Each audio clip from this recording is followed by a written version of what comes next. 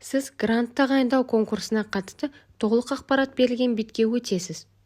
Бұл жерде Coventry University Қазақстан университетінің грантқа құжат қабылдауы басталғаны көрсетілген.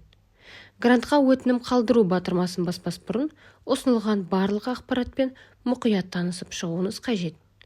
Көріп тұрғаныңыздай, өтінімдерді қалдыру мерзімі 2026 жылдың 15 ақпанына дейін берілген.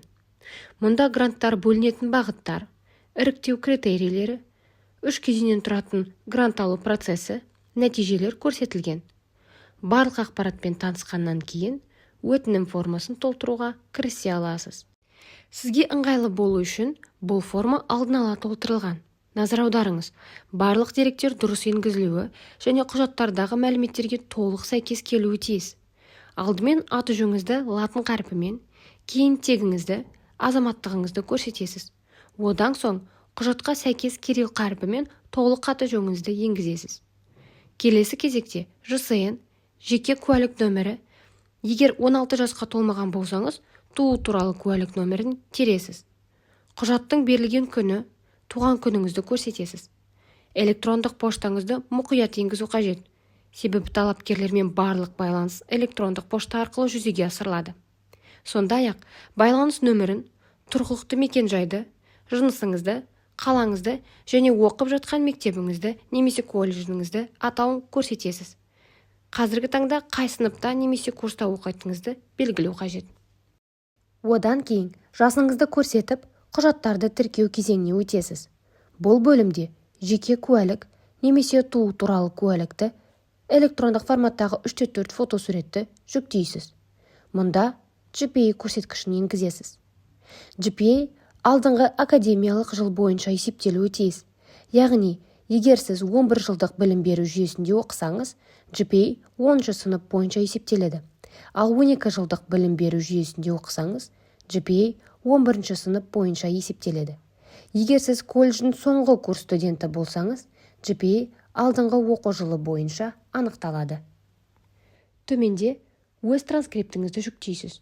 Соңғы 2 жылда республикалық немесе халықаралық олимпиадалардың жүлдегерлері болсаңыз, GPA орнына сол жетістіктерді растайтын құжатты тіркеуге болады. Бұл жерге GPA балы бар мектептен берілген анықтаманы жүктейсіз. Одан кейін IELTS нәтижесін енгізу қажет. Минималды талап IELTS 6-0 және әр секциядан берілген балыңызды енгізесіз. Егер IELTS емес TOEFL IBT тапсырған болсаңыз, сәйкес нәтижені көрсетесіз. Кейін сізге IELTS number немесе TOEFL IBT appointment number'ын енгізу қажет болады. Мұнда IELTS сертификатын жүктейсіз. Келесі қадам білім беру бағытын таңдау. Бұл бізде бизнес немесе компьютерлік ғылымдар мектебі. Және қажетті мамандықты белгілейсіз. Мысалы, бизнес-менеджмент. Одан кейін келесі эссе жазу кезеңі қай қалада өтетін ыңғайлысын таңдайсыз. Кейін заңды өкілдер туралы ақпаратты толтырасыз. Аты-жөні, байланыс нөмірі, электрондық пошта, азаматтығы, ЖСН, құжат нөмірі, құжаттың берілген күні және заңды өкілдің туған күні. Егер грант тағайындау конкурсына қатысумен қатар 20%-ға дейінгі early bird discount жеңілдігін пайдаланғыңыз келсе, осы бөлімді таңдауға болады.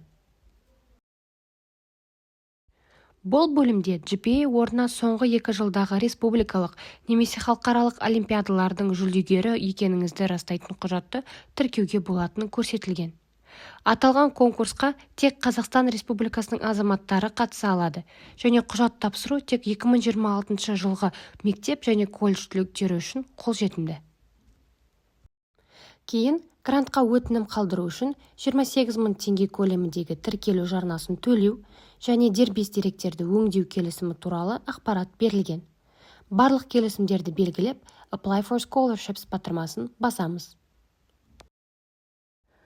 Бүкіл құжаттар енді жүктелуде. Егер экранда Dear Applicant, Thank you for your application деген жазу шықса, бұл өтінімнің сәтті қабылданғанын білдіреді.